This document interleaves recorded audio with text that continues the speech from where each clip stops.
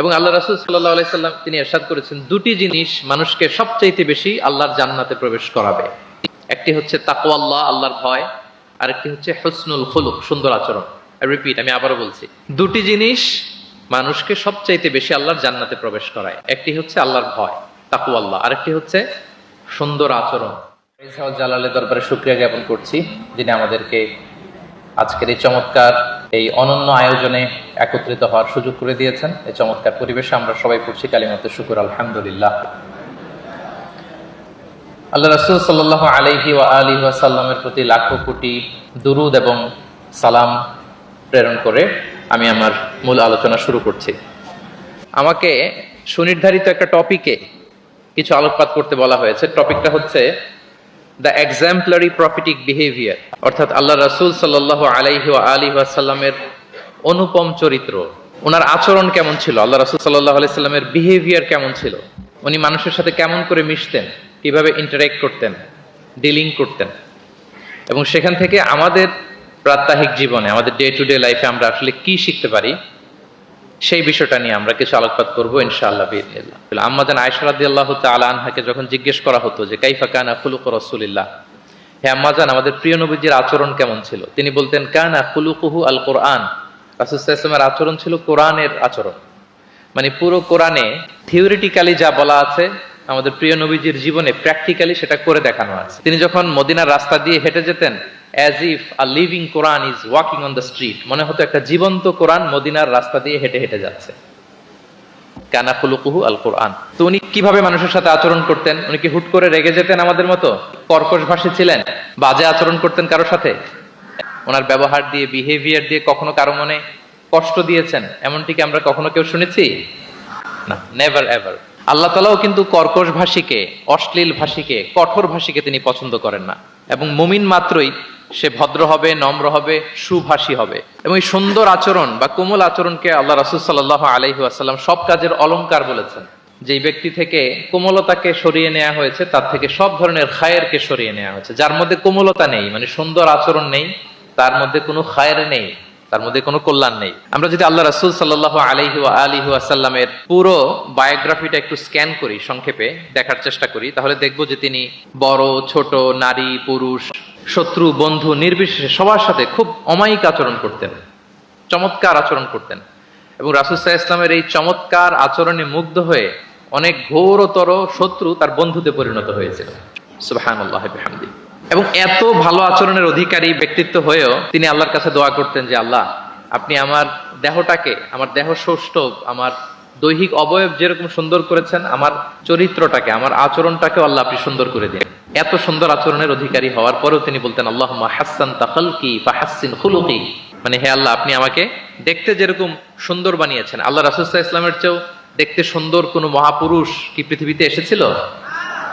এত সুন্দর মানুষ হওয়া সত্ত্বেও তিনি আল্লাহর কাছে দোয়া করতেন, আল্লাহ, আমি দেখতে যেমন সুন্দর, আমার আচরণটাও যেন তেমন সুন্দর হয়। আপনারা আয়নার সামনে দাঁড়ালে এই দোয়াটা পড়েন? আয়নার সামনে দাঁড়িয়ে এই দোয়াটা পড়তে হয় যে আল্লাহুম্মা হাসসানতা খালকি ফাহাসসিন খুলুকি, আল্লাহ আমাকে দেখতে যেরকম সুন্দর বানিয়েছেন, আমার আচরণটাও আপনি সুন্দর করে দিন। এবং আল্লাহ রাসূল সাল্লাল্লাহু আলাইহি সাল্লাম তিনি ইরশাদ করেছেন, দুটি জিনিস মানুষকে সবচাইতে বেশি আল্লাহর জান্নাতে প্রবেশ করাবে। একটি হচ্ছে তাকওয়াল্লাহ, আল্লাহর ভয়, আরেকটি হচ্ছে হুসনুল খুলুক, সুন্দর আচরণ।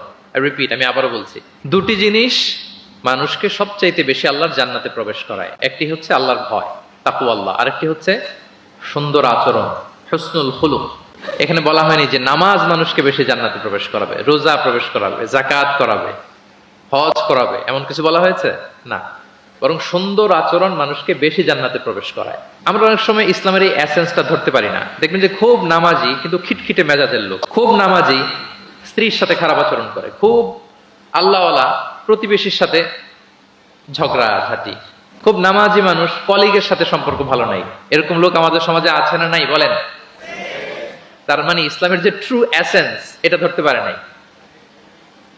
আশেপাশের নেইবরের সাথে, কলিগের সাথে, বন্ধুদের সাথে, সহপাঠীদের সাথে যে ভালো আচরণ করতে হয়, গুড বিহেভিয়ার করতে হয়, এবং এটাই যে আমাকে সবচেয়ে বেশি জান্নাতে প্রবেশ করানোর মাধ্যম হতে পারে, এটা আমরা ভুলে যাই। প্রিয় বন্ধুরা, আমরা যেন এই ব্যাপারটাকে ছোট মনে না করি।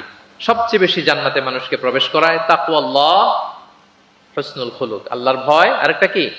সুন্দর আচরণ। অনেক ছোট ছোট বন্ধুদেরকে আমি দেখতে পাচ্ছি অডিয়েন্সের মধ্যে। আমরা আমাদের সহপাঠীদের সাথে, বন্ধুদের সাথে ভালো আচরণ করব তো আজকে থেকে? হ্যাঁ, সাউন্ড খুব অল্প হয়েছে, আমি শুনি নাই, আরো জোরে করবো কিনা? ইনশাআল্লাহ আমরা ভালো আচরণ করব, এবং আমার সহপাঠীদের সাথে, বন্ধুদের সাথে ভালো আচরণ, এটাই আমাকে জান্নাতে প্রবেশ করাবে ইনশাআল্লাহ বলি সবাই। একটা চমৎকার হাদিস দিয়ে আমার মূল আলোচনা শুরু করি। আল্লাহ রাসূল সাল্লাল্লাহু আলাইহি ওয়া আলিহি ওয়াসাল্লাম তিনি বলেন, আনা যাঈমুন বিবাইতিন ফি রাবাদিল জান্নাতি লিমান তারাকাল মিরাআ ওয়া ইন কানা মুহিক্কান। প্রিয় নবীজি বলেন যে আমি ওই ব্যক্তিকে জান্নাতের আঙ্গিনায় একটা ঘরের সুসংবাদ দেই যে তর্ক করার সময় নিজের সঠিক, সে হকের উপর আছে, এটা জেনেও সে তর্ক করে না।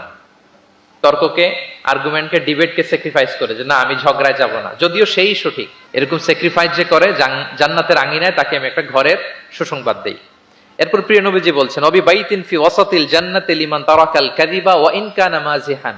আর আমি ওই ব্যক্তিকে জান্নাতের মাঝামাঝি স্তরে একটা ঘরের সুসংবাদ দিচ্ছি যে ব্যক্তি কৌতুক করেও মিথ্যা বলে না।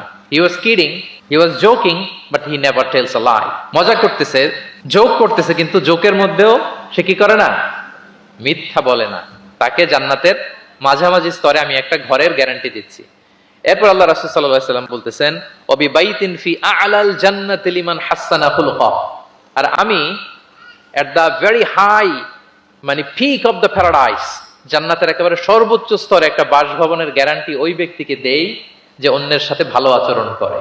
মানে হাসানা খুলুকা, যে তার চরিত্রটাকে সুন্দর করেছে, যার আচরণটাকে সুন্দর করেছে, যার আচরণটা অমায়িক আচরণ, মাধুর্যপূর্ণ আচরণ, ওই ব্যক্তিকে আমি at the highest peak of paradise, জান্নাতের সর্বোচ্চ চূড়ায় একটা বাসভবনের গ্যারান্টি দিচ্ছি। আল্লাহু আকবার। তাহলে আমার আশেপাশে যারা আছে তাদের সাথে ভালো আচরণ করা, গুড বিহেভিয়ার করা, এটা ছোটখাটো কোনো বিষয় নয়, এটা অনেক গুরুত্বপূর্ণ একটা বিষয়। কিন্তু আমরা অনেক সময় এটার গুরুত্বটা বুঝতে পারি না, এটাকে ছোট করে দেখি।